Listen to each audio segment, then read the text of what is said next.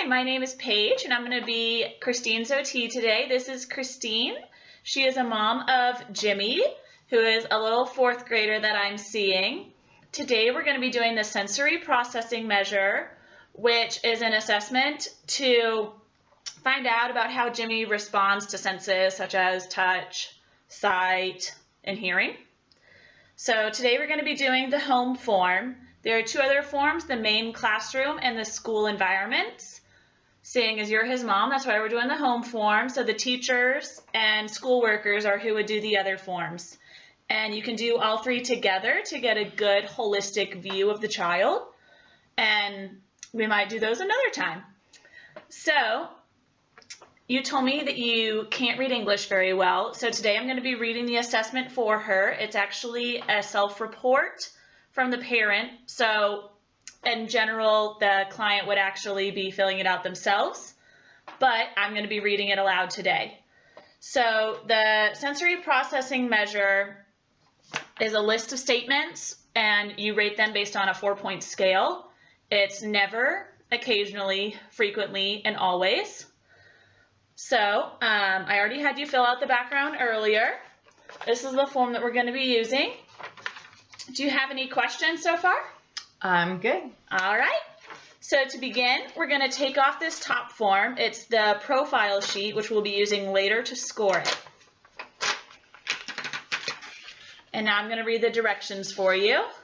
So you're going to circle the one answer, or in your case, you're going to tell me, that best describes how often the behavior happens. Try your best to answer all of the questions.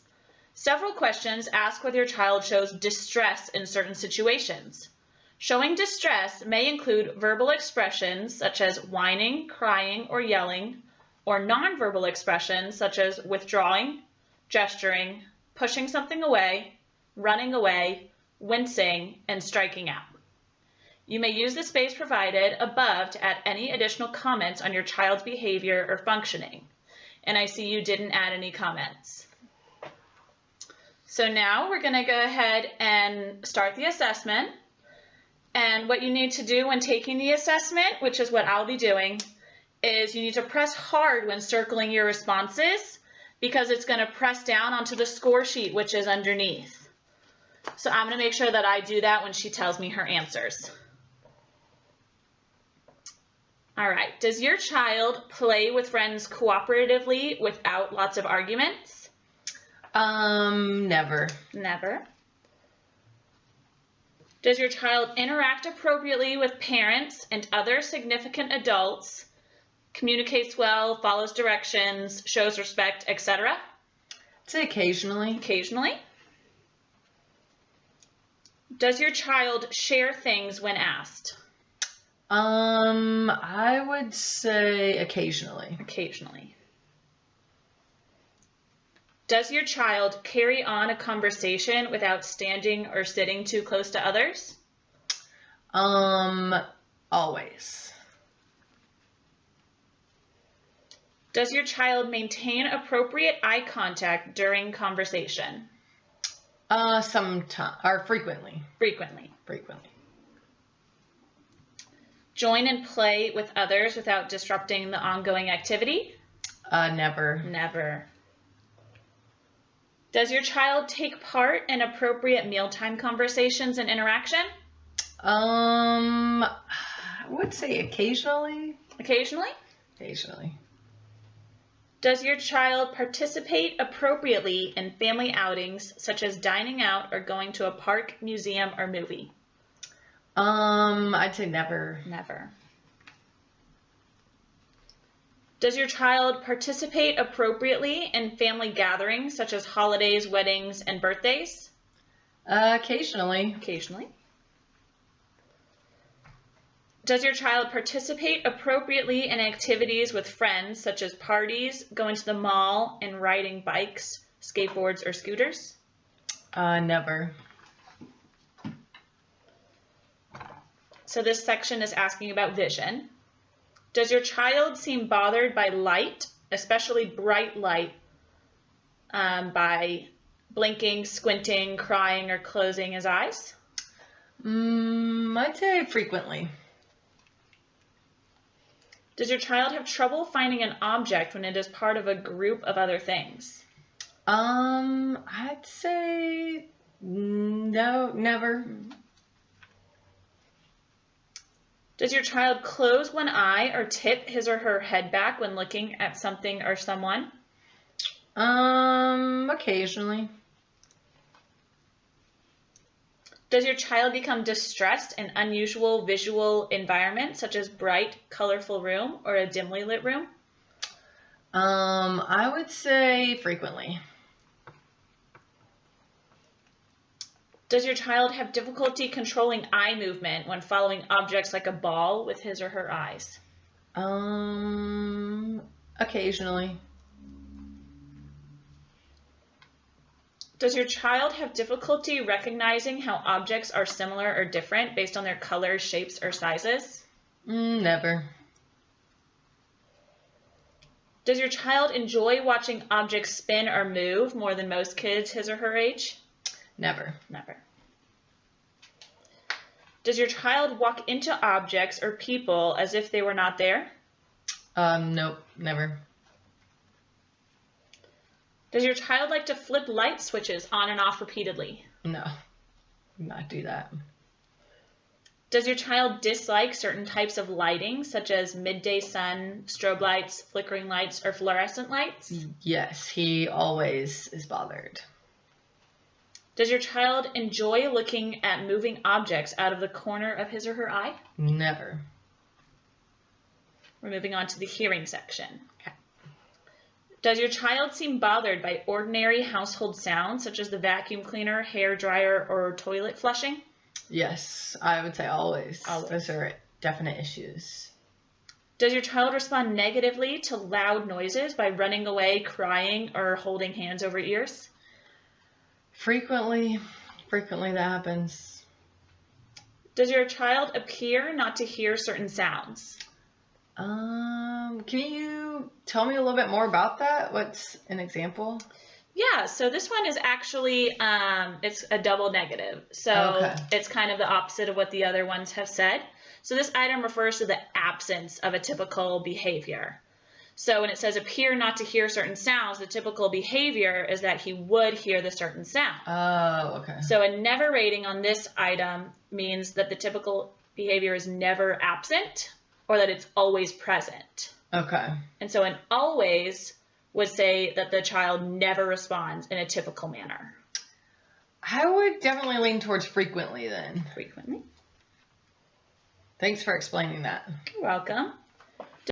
Thank you so much for coming in today. Of course. Thank you for having me. I'll get this all scored out and ready for you for next week when you come in to discuss the results. Awesome. Thank you so much. Have a nice day, Christine. You too.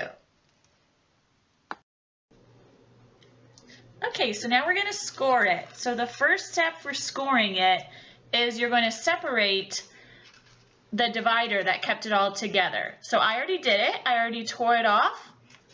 And it's just like this one right here. You just take it like this and you just tear it like that until it's all the way off. And that's going to separate the actual assessment from the scoring form, which is on the back. Now for the scoring form, it automatically records each of the scores. So when I press down hard on here, you can see it presses down on the autoscore form and prints the circle exactly on the corresponding number. So it works really well. It's very easy to do. So if you can tell, for the social participation, these are my scores. And on the scoring form, never corresponds with 4 and always corresponds with 1. For the next section, for vision, it's actually the opposite. So if you can tell, now the 1 is where the 4 was, and the 4 is where the 1 was. So that's why it's really important to have the actual form and have it scored, because the numbers don't match up completely perfectly. And another example, for example, for item 56, the opposite of the next question. So for 56, it goes 4, 3, 2, 1. And for 57, it goes 1, 2, 3, 4. Again, very important that you use this actual score. Now from here on out, it's really easy to score. All of those numbers, you just add them up for each section. So for social participation, all of my scores equaled 49. For vision, they equaled 20. Hearing is 22. Touch, I added up, is 25. And so on and so forth. Now, the total score is all of the combined subsections except for the first and the last. So it's all of them except for social participation and for planning. And again, the form makes it really easy for you. There's a little diagram that tells you exactly where each one goes, and then there's a nice little total spot right here where you add them all up. So we're going to go ahead and add those all up. All right, so I have 20 for vision, 22 for hearing, 25 for touch, and then I have 10 for another touch, 15 for body awareness, and 24 for balance. That's going to make my total 116, which I'm going to write right here in this total box. And now that we have this all scored out, we're going to go back to that profile sheet that I had you take off at the beginning. So for this, again, it's really easy. Down here, it asks for the raw score. Let me see if you can see that, for the raw score for each of the sections. So social, I got 49. Vision, I got 20. Hearing, I got 22. Touch, I got 25. Body awareness, I got 15. Balance was 24. And planning was 19. What you're going to do is you're going to go up. It charts it out for you perfectly to get a good idea of the child's difficulties. Vision for 20 is right here in the middle. Hearing, I'm going to look for 22, and that's again up here. For touch is 25. We're going to go up to 25, and that's right there. So I'm going to circle that. I'm going to go ahead and circle body awareness, balance, and planning. Now, in order to get a good visual idea of where this child is at, you can connect these points.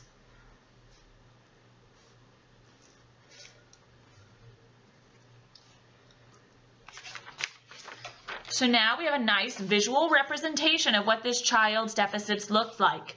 And if you can tell, this top half is, top half is darker than the bottom. So this part is white, this is a little gray, and this one's a darker gray. So the darker gray means that the child has definite dysfunction. The light gray means that there are some problems. And if the child is in white, that means that they're pretty typical for their age. So Jimmy here is kind of right in the middle if you were to kind of look at an overall. He is in the middle for touch, vision, and planning. He's very close to the middle, but actually in the typical range for body awareness, and very close to the middle again for balance, but a little bit more in the dysfunction.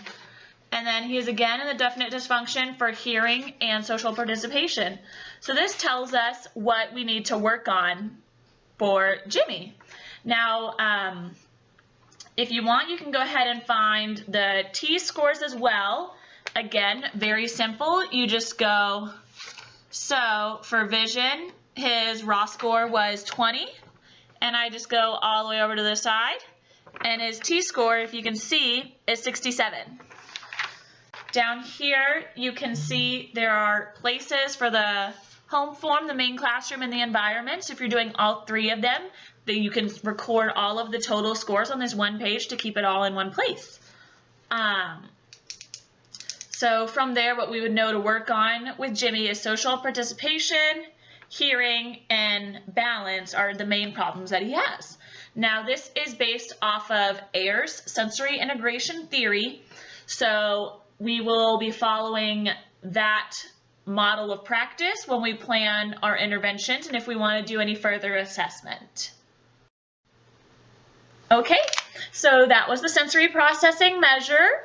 It's a fairly recent assessment and very good at separating all of the deficits into different categories. It gives a great idea for the parent on what kind of problems your child may be having. So I would highly recommend using this in practice.